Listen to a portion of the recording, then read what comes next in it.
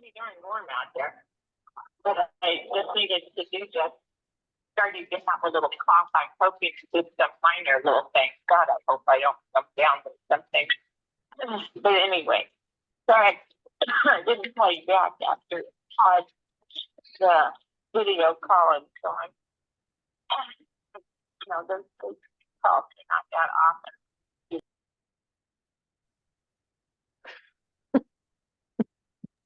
I muted her because I was figuring that was a personal conversation. Sounded like it, yeah. Yeah. Wait for everyone to trickle in. I think a bunch of people were at grounds meeting that went late, so we had to start finance late. You can only do one Zoom meeting at a time. Well, or they can't get past the passcode. Yeah, we changed it to finance, but we have, I told Nermal be on the lookout for people calling, because they most likely I would hope that they would call if they can't get in. Yeah, well, yeah, because this is the first time we've had a passcode. Yeah, I had a suggestion from a homeowner to make them a little easier than some random 6-digit number. So finance is now finance, grounds committee is now grounds, and board is now board. So it makes it a little easier. It just takes some getting used to. Yeah.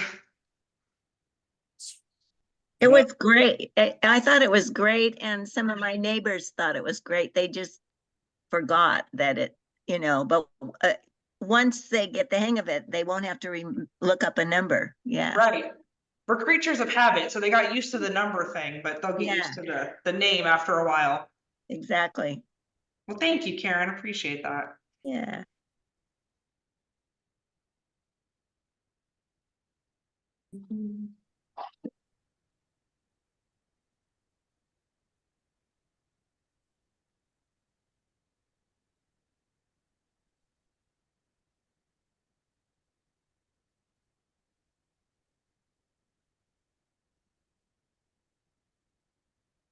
You hear me?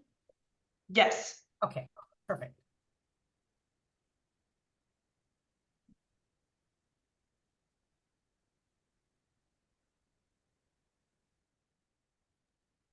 I'm gonna give Susan a call because I called and told her that we're running behind.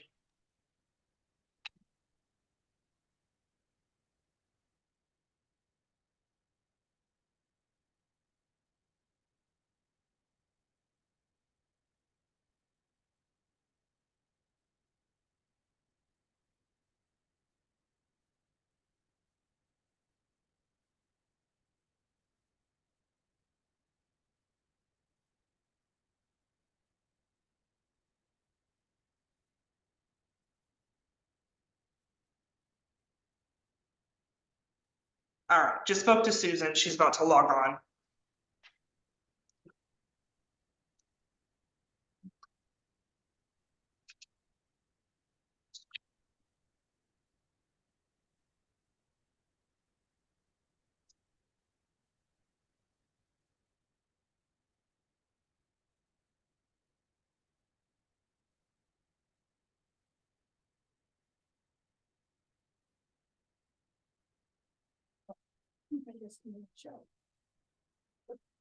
Trying to stay out of the way. Mhm.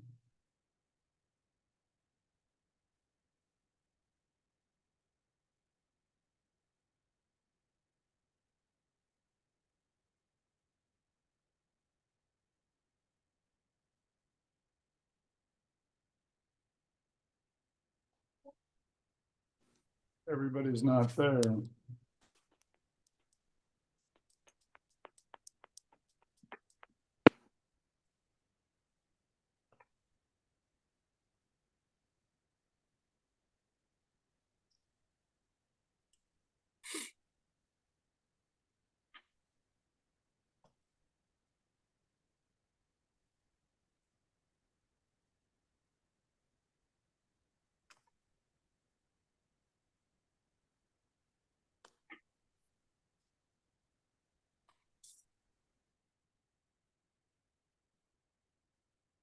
We was delayed for like 10 to 15 minutes because ground was using a Zoom link.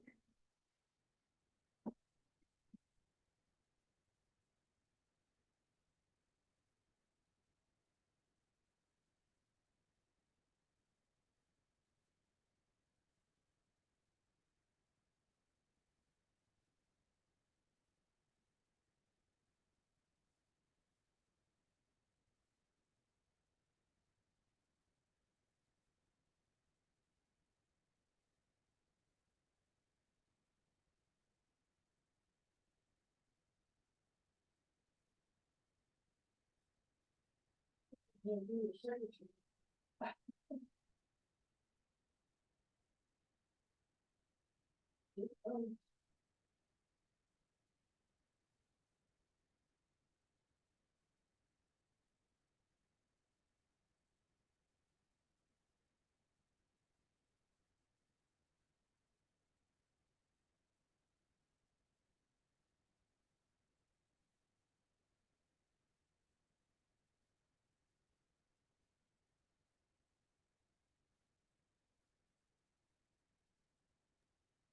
It's taking people longer to get on.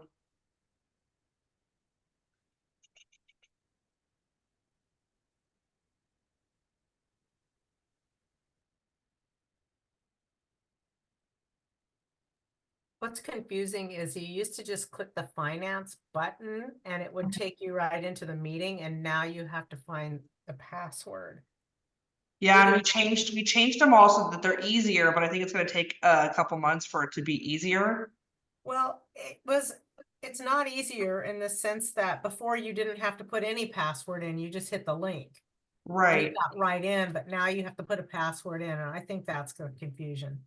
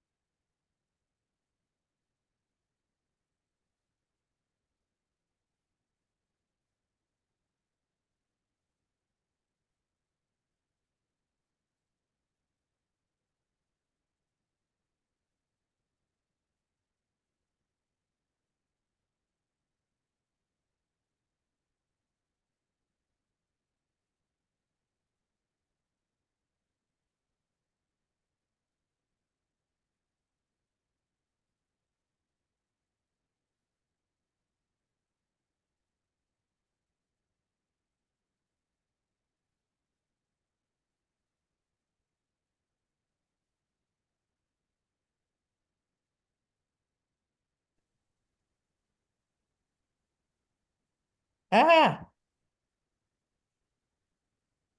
Hi, everybody. Sorry about the delay.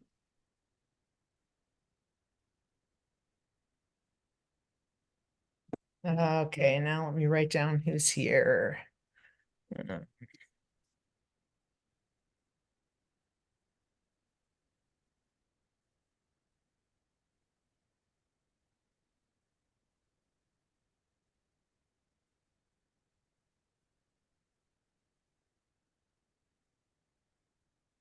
All right.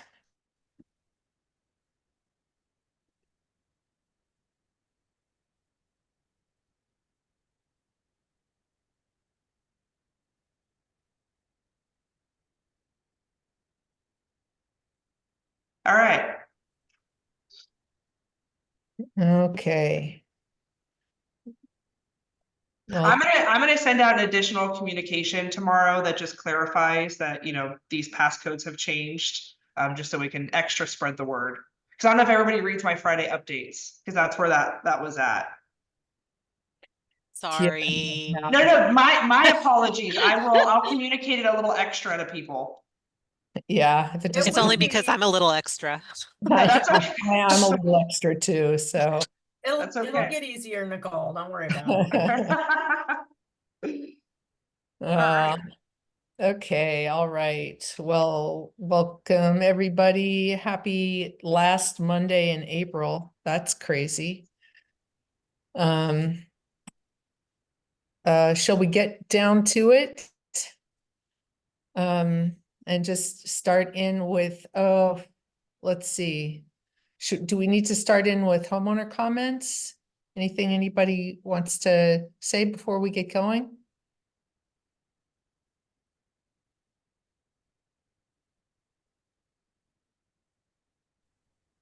Apparently not. Not hearing anything. Okay, let's get going with our updates from management, and you'll have to be updates from the board too, unless Cheryl wants to do updates for us. Yeah, I'll just kind of run down the list here. Do you want me to start doing the Roman numerals and just start going down the list? Sure. Um, There's something else that's, like at the top of the list that I didn't have in there. Okay, I'll just start with the taxes and financial review.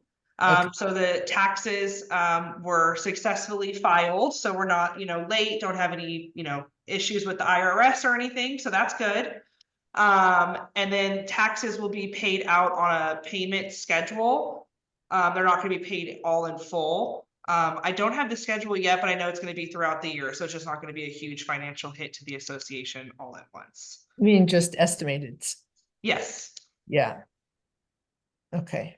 And then the financial review was sent out to the community in addition to being posted on the website. So we have it mailed out, and then you received it based off how your communication preferences are. So if you opted in to receive things electronically, you got those year-end financials in your email. If you have not opted in to receive those specific documents electronically, you received it via USPS. So you should have received those already. If you hear anybody who didn't receive them, please reach out to me so that we can check their communication preferences and their mailing addresses and so forth. Any questions on taxes and financial review before I move on? Sorry, so I had looked at the taxes, and one of the things that I just had noted is that the CPA does the estimated taxes based on what the actual taxes were for that particular year. The only thing that I might suggest is if we are seeing significant differences in our, in this case, it was the interest income that was driving it, that maybe the estimated taxes should be looked at. I can't see in looking over the past several years, since we were estimating 83,520, I can't see it going up significantly, but it may be something that just throughout the year, just to keep an eye on. It may be that the estimated payments might need to go up in order to avoid a penalty, even though it was a small amount this year. So just my comments on that one. That's a good note. Thank you. All right, reserve study. I don't have a lot of updates here. They're still in progress of getting the first draft. Brownie and I have gone back and forth a bunch just on clarification and, just small little edits here and there. I'm hoping to get the first draft in the next couple of weeks here. And then we can use all of these, items that need to make sure that they're addressed and corrected in the study. So I have this list in my mind when I'm, perfecting this study. So, if there's anything else that's not on this list, let me know. And I'll be sure to pay attention to that as well. You said in the next couple of weeks you should have it? I'm hoping to have a draft. They're optimistic and so am I. So, and I'm staying on top of them in terms of, just accountability and making sure they're aware that I'm waiting for it. Because I sense a lot of changes in the drafts coming forward. So I just want to make sure we get that first draft first so that we can kind of start this train going. Yeah. It's going to be a big project. So it's rather to get the first draft sooner rather than later. Siding and painting update. We're still in phase 1. We've received proposals for phase 2. So the board will review those. And then provide, what proposals they end up approving to the community once that's decided. We're nearing the end of phase 1 here. It's slowing down in terms of, kind of the craziness of the project because they're reaching the end of phase 1. So nothing really different, status quo there. How many proposals did we get for phase 2? We got, let me get you the number because some are different. So some companies bid both the siding and the paint while others just bid the paint. So let me get you that number.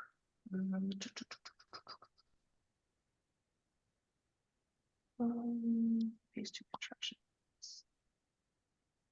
Okay, so we have 5 companies, my apologies, that bid dry rot. I'm sorry, hold on. I'll separate. I'm sorry, 5. And then that bid dry rot and 5 that did dry rot and paint. one that just bid dry rot, and then 2 that just bid paint. So if you pick the contractor that just does dry rot, you would also have to select one that has to do the painting, so. They're pretty competitive, so I think it's a good scope of work and proposals that we're looking at here, so. I don't have much for landscaping updates. I think we'll have more after the grounds committee meeting because they just finished today. And they went through quite a few remediation plans and service requests. So if you did not see the grounds meeting that started at 3 today, take a look for that recording that we're going to post probably tomorrow. They're going to have a lot of landscape updates, I think, that are coming. The grounds committee made some headway in a lot of these zones. Let's see. Next is the recall update. I don't really know what you wanted here, Susan, because we're not technically in a recall. Well, it seems like we have some things going on. We have some like legal obligations and then proposed costs if we have the recall. I mean, there's just been ongoing stuff, even though, Yeah. you know, we're still apparently debating whether or not to have a recall. And I'm just kind of wondering what the implications are for us financially. I mean, I can't really speak on this too much because it's not a closed issue. So it's not something that I can really provide a lot of updates on because of the legality of it. I will say in just my experience of recalls, they tend to be, you know, kind of costly. You have typically you'll pay a third-party inspector of elections if these things happen, because you don't want to have, you know, bias or put somebody in an uncomfortable position of having, you know, to recall someone from their association or anything like that. You also have attorney fees on, you know, both sides of the fence here, an additional cost. So there's just no way to say if this were to happen, what those costs would be. I don't even want to throw out a ballpark number because people get so fixated, you know, on specific numbers. But they are costly endeavors, I will say that.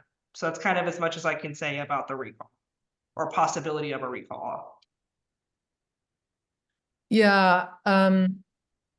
I mean, in some ways, it's almost helpful to throw out a ballpark because I think people don't really know, you know, like, I mean, apparently the whole purpose was to prevent people from, or, you know, one of the board members was perceived as, you know, spending a lot of money or something. Yeah. But, you know, it's important to understand the trade-offs, you know, that, okay, yeah, we can go through this whole process.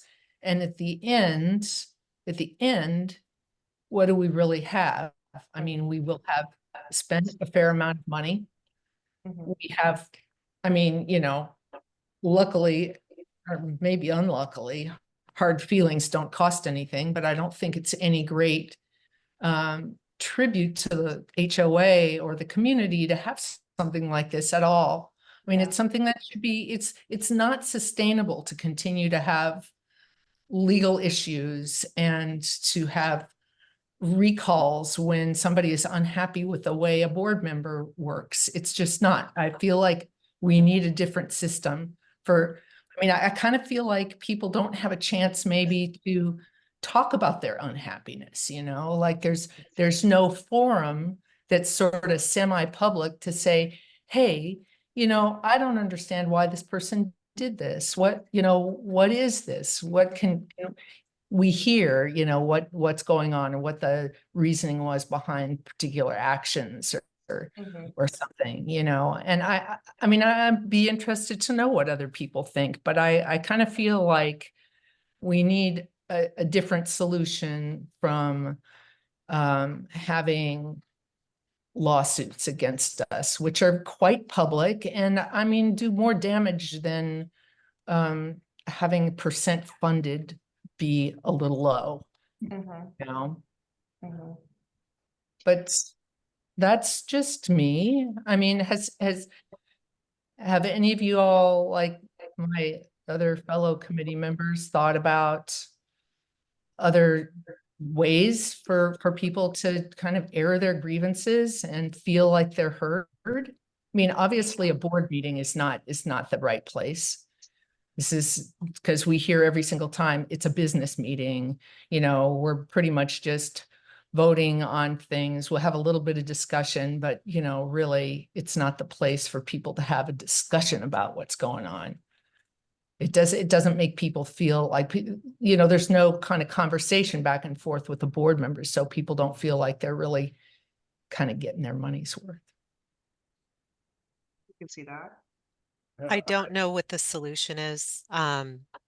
You may not be able to satisfy the individuals that may be raising the concern.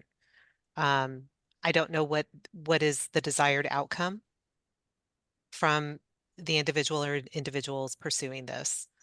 And what that looks like, what it's going to cost the community. Certainly having to defend against legal actions when an individual is not, or individuals are not feeling like they're heard, is going to have a adverse effect on our HOA dues on a go-forward basis. So has something been announced that the rest of us are not informed about? Because this feels like really out of order at this point. Yeah, I'm not sure why it was added to the agenda, because this isn't something that's a for sure thing. Nothing has changed. There's been no updates.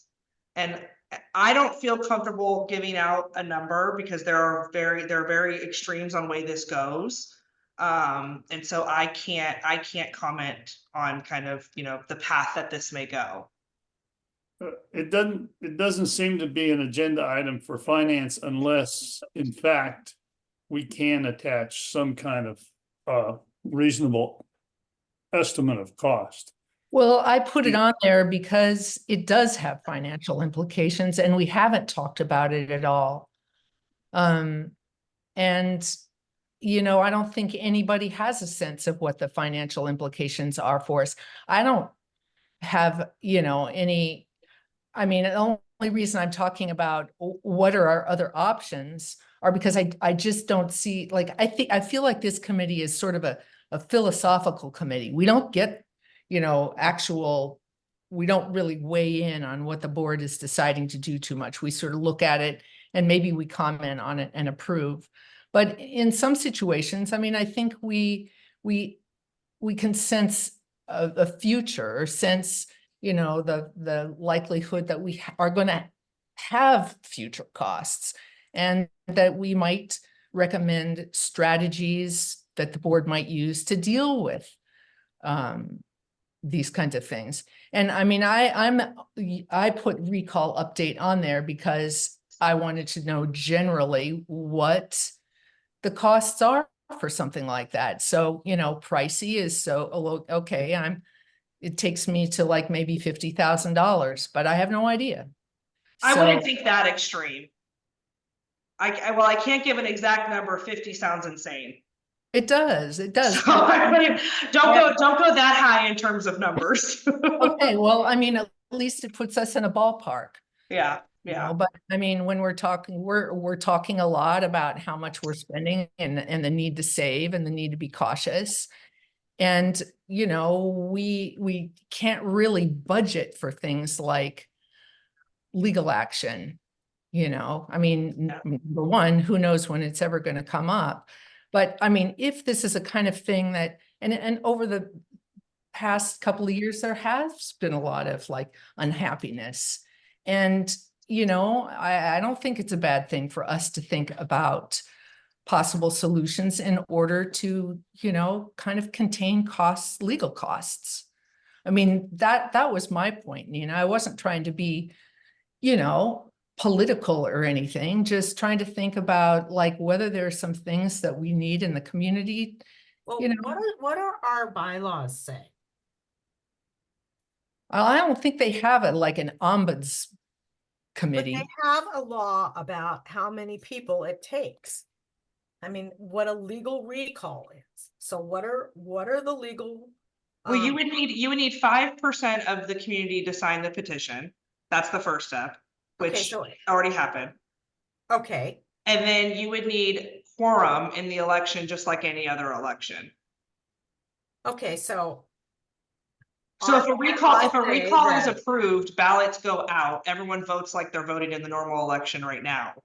Okay, so my question is, even though we don't like the number of 5%, that's what is in our bylaws, 5%? For a petition, yeah, For the to even petition, start the to be legal. conversation. Hmm? So can we change that? If we don't like it, or is that the law, or what is it? I mean, you could change them. I'm not sure what civil code specifically states as the quorum. I would have to look up civil code. Because it all goes back to that, even if you change your bylaws and if civil code says something different, you'd have to follow civil code. Okay, so, Susan's asking for suggestions, so I Yeah. was asking if what was legal. Mhm. So if we can't change it and it's civil code, so we don't really know, then that's not an option to change. Mhm.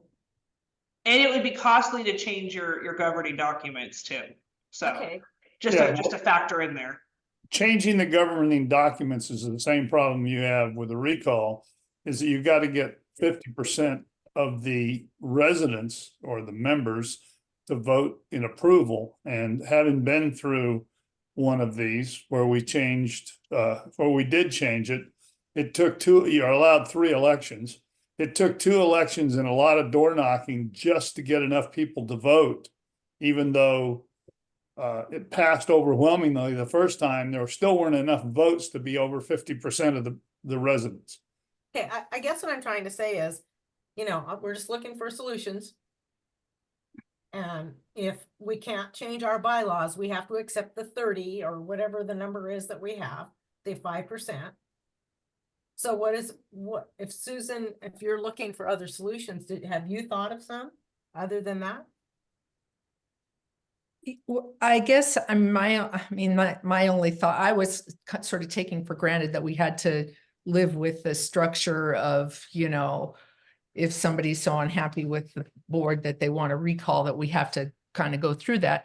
But I was trying to think of ways that we would never get to the point where someone felt like they needed to have a recall, that there would be enough like places for them to talk through things and come to agreement with people so that, we didn't have to take something to court or didn't have to go through a recall. It just feels like there should be other options. Yeah. I was thinking, okay, so saying that, I was thinking, I wonder if we need like an ombuds committee, like somebody that helps work out problems between neighbors or beefs people have. I mean, I don't know, Nicole, in your experience, have you run across any kind of interesting solutions that communities have made to help kind of, I don't know. I mean, people can do, structured mediation and things like that. And I think 9 times out of 10, the general manager is a really good place to start. I don't know if everybody has always felt, like they can just walk in and, have that open, honest conversation. I know that's something I'm definitely trying to emulate, and my door's open if people have issues, concerns, comments, questions, grievances, anything. My door is open and I can kind of help start that dialogue, and bridge that gap. And maybe it's, a meeting with me and one board member to kind of start doing that. But I don't think it's a one size fits all kind of situation. But I do think we can focus more on kind of understanding each other and hearing each other and understanding different sides of, the same story. And not getting, defensive or coming up with excuses, and just kind of hearing each other. I think that's where it needs to start. Exactly. So, and I know I'm doing that, or I'm trying at least to do that in the Pente and kind of keep my door open. So that doesn't matter. I don't care if if I disagree with you, or, we don't share the same opinions. Regardless, I still will hear you and I will listen. And I think that's kind of the most important when you're starting with, issues with people, is being heard. That's the first and foremost problem. So I think if we can just start there, I think that could be really big too. So that would be my recommendation, and maybe as this progresses, or if it even does progress, the finance committee can talk about, financial implications and stuff, but I think we're a little early as of right now to discuss that.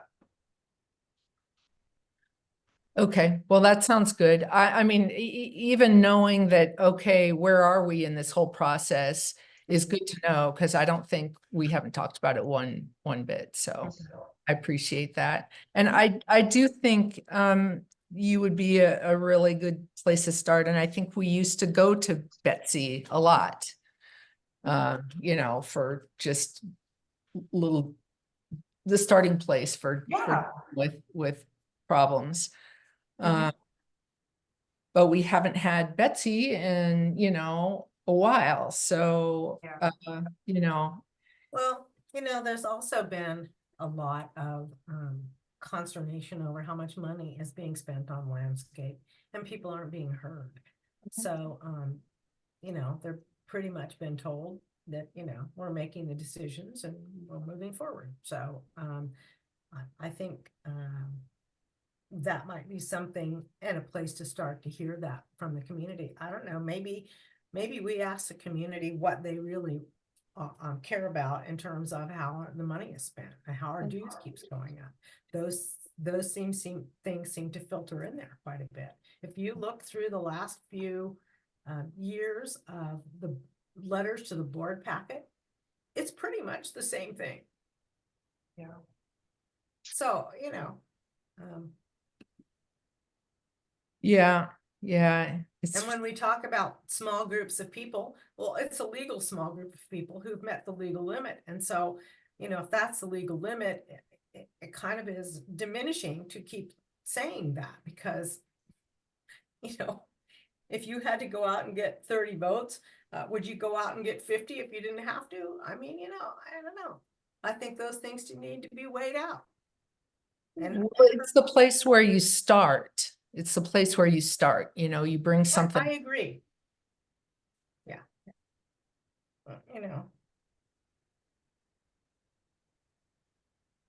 Yeah. I mean, there's been a lot of things over the past few years, and, I think a lot of people haven't felt listened to very much. Yeah, I think that's true. And I feel like the board, what their actions suggest that they're listening, even though, it's kind of a stiff upper lip type of thing. Well, if you walk into the middle of Dunbarton, Susan, Mhm. those residents don't feel that way at all. They are fuming mad. Well, and then what's your thought of a solution? I mean, what's next? I mean, you can't live with fuming forever. Well, I just said, I don't think there's been a forum for Yeah. to be heard at all. So if they There's probably. no survey, there's no sort of any kind of reach out to the community about what they want. People who have brought things up, get shut down.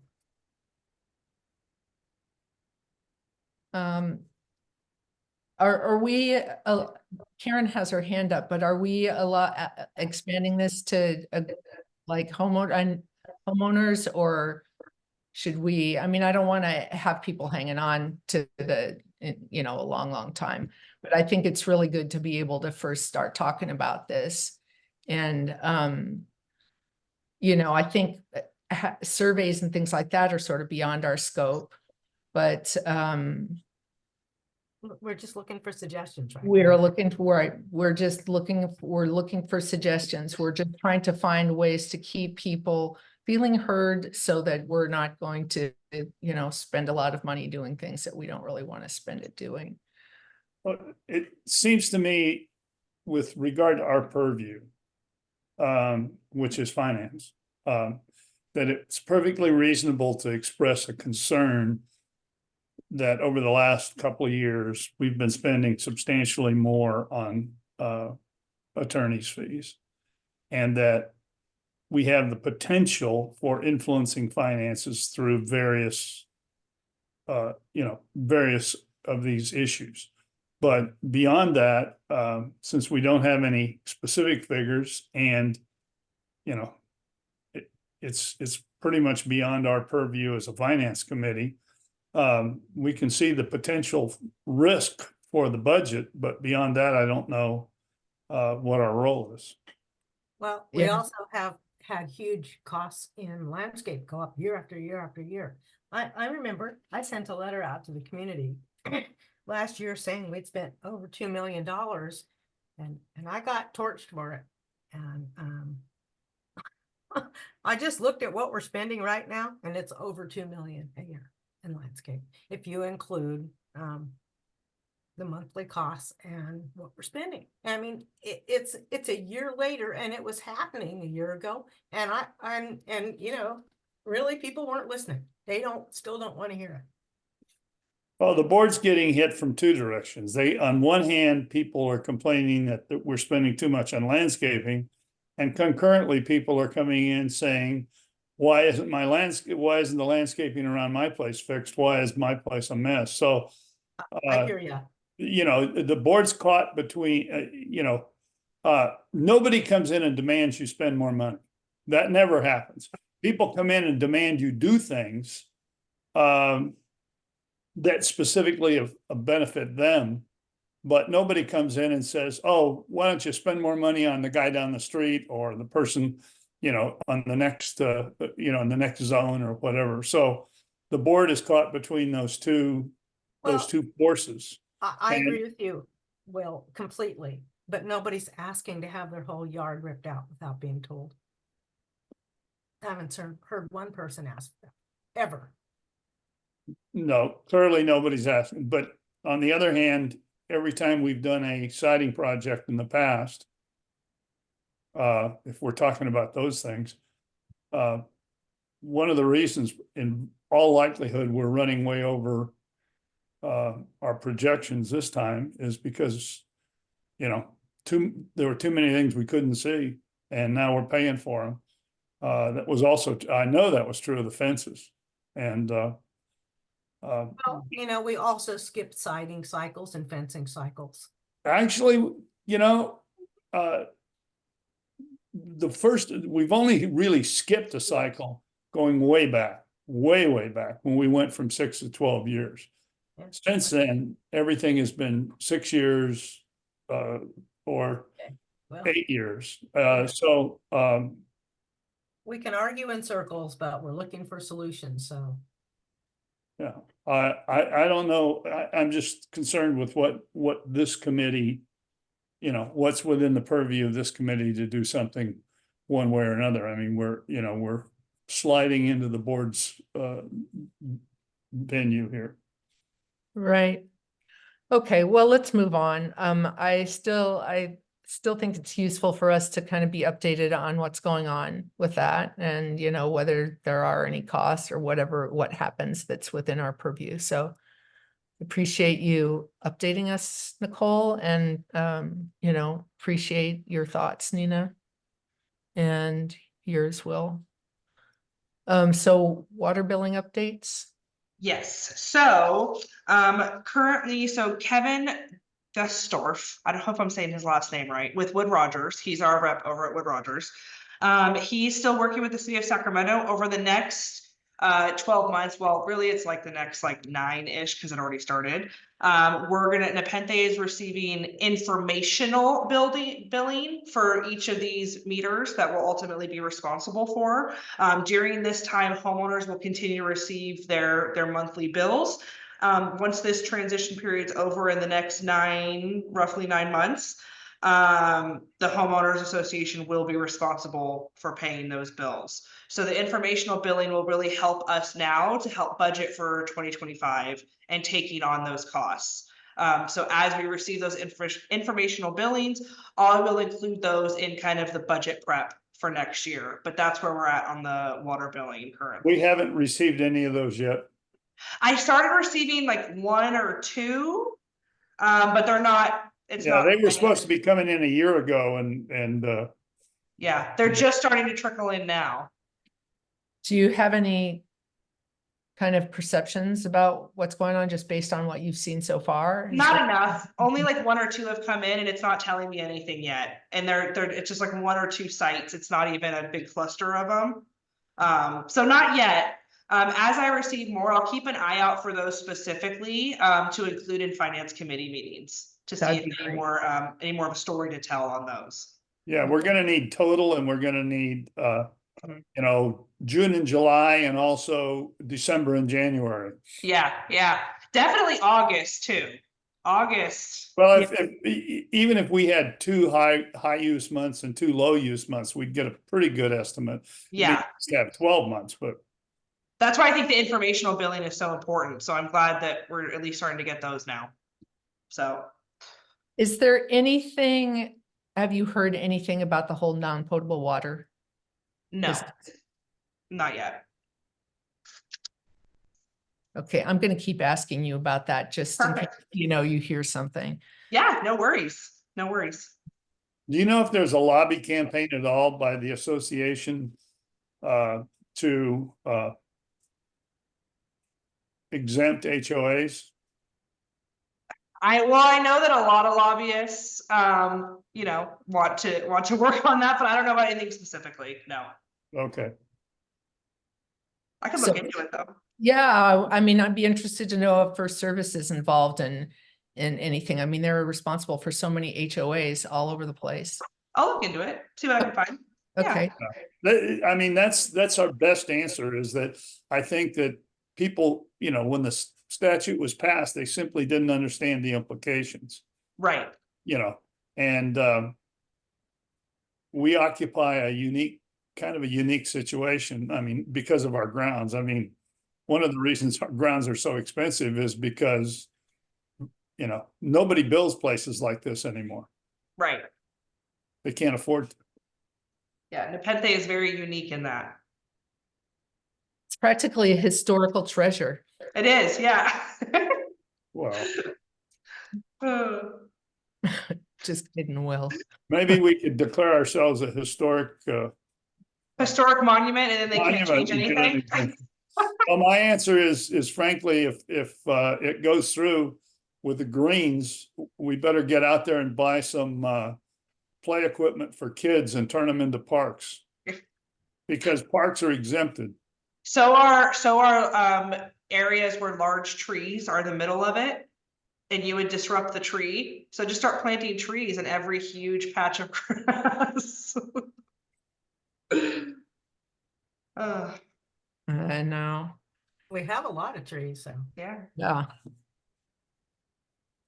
Reserve tracker, do you want me to take this one too? sure, yeah. Okay, so I sent out the updated reserve tracker. It had some issues for the 2024 allocations. I met with Christina to kind of dive into what it should be for 2024 allocations for reserve study and kind of adjusted the numbers. I don't know if Susan distributed that just yet. I did, you I did? sent it forward. Perfect. Okay, so she sent that out, so that should be the updated one, and then I'll just continue to update that every month.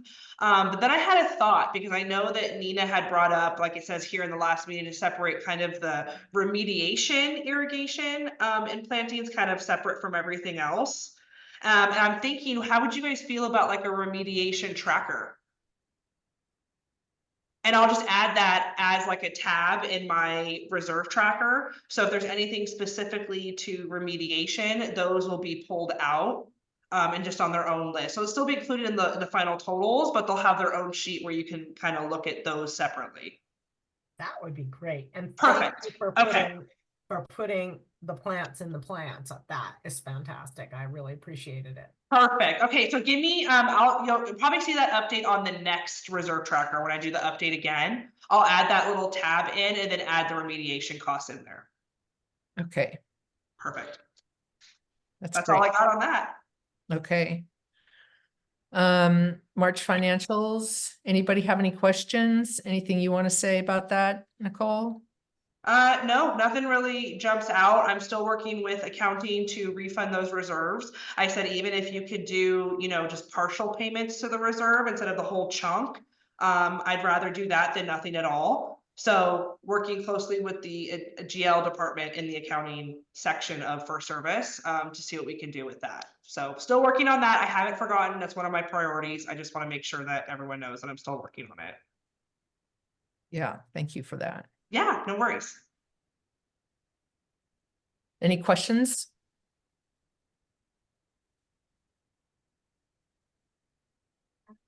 Karen had a question. Her hand was up. Oh, I know, she's. Oh, I'm sorry. We're not just- there yet. I'm I'm sorry. just coming up there, yeah. I wanted to say, does anybody have any questions about the reserve tracker that I sent out? Because I was gonna jump on to the next one. And what's the deal with those swimming pool costs? They were actually costs from previous years Right. and they were recoded because they should have been out of reserve. So that's why it's inflated, because it's really back from 2019 that Right. weren't recoded properly. I knew there was something there and I couldn't Yeah, remember. it's okay. I'll remind you. That's what I'm here for.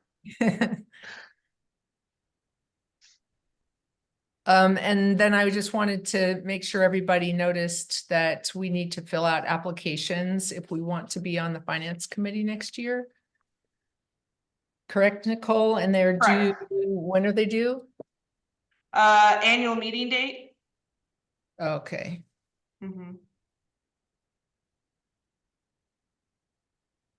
While we're talking dates, I know I'm jumping a little bit, but the next meeting on May 27th, we're gonna have to reschedule that because it's actually Memorial Day and the office is closed.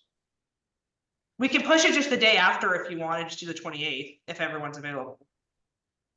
yeah, I'm not gonna be back from my vacation until the 29th. Okay, I don't know what everybody else's schedule is. I can, do it either of the days after that for the 1st of June, or you guys could meet without me.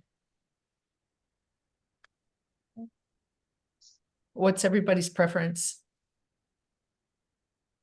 29th. that's the annual meeting date. I wouldn't recommend that. How about the 30th? Is the 30th okay? Well, I'm having company. Oh, okay. So the 30th one. Do you Right? want to just do the following Monday? So just the next Monday, which is the 3rd? June 3rd? That's fine with me if it's okay with everybody else. Yeah. Then it just same date, same time, same day of the week, just pushes it 1 week, just like this one. Does that work for you guys?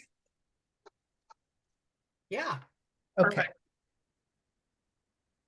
Sorry to kind of jump an agenda item, but I wanted to make sure we addressed that before we logged off. I didn't No, want to I forget. appreciate that. Yeah, I was kind of wondering what we're gonna do.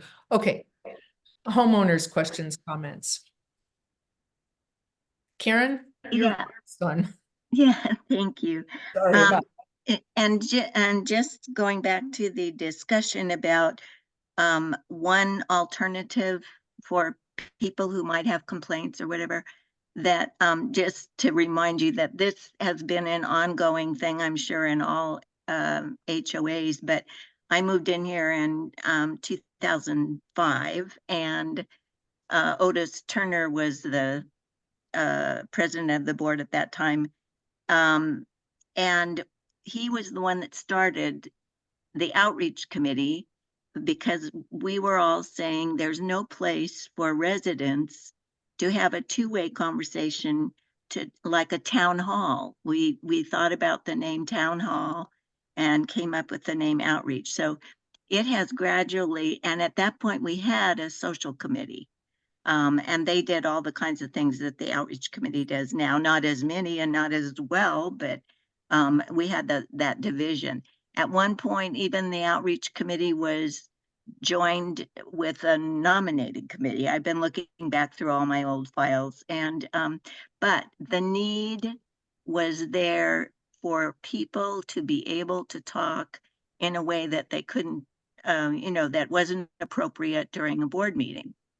And it was operated or hosted or run by people other than the board members.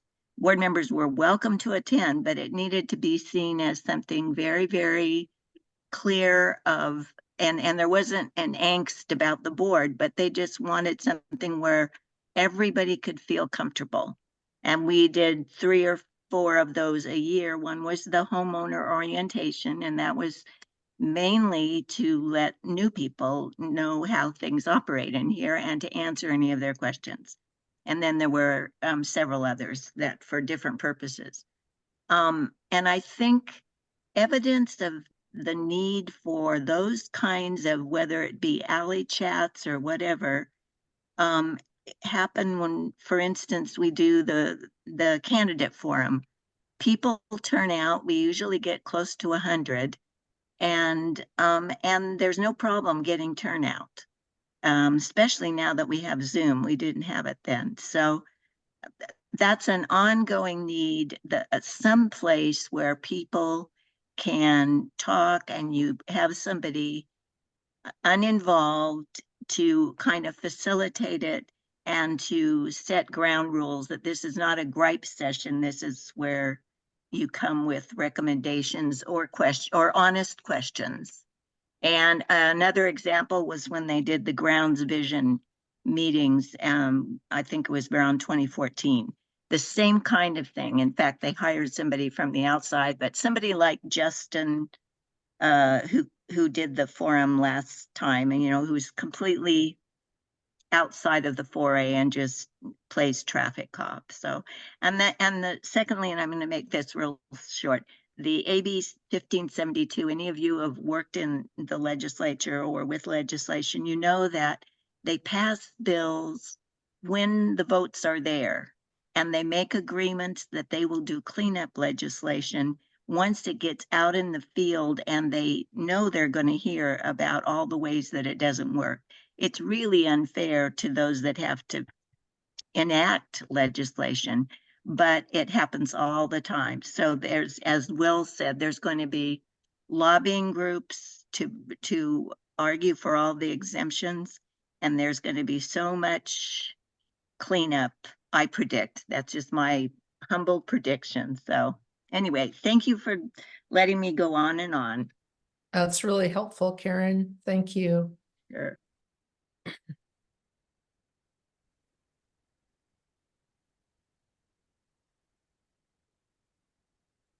Anybody else? I just have a it's Ashley. I just have a follow-up question to Karen. Are you suggesting that we kind of do some more of those sort of like open forum things, or you think it'd help the community, or do you have any suggestions? Well, I think those forums, they continue to be something that on the outreach, what is it, charter or whatever.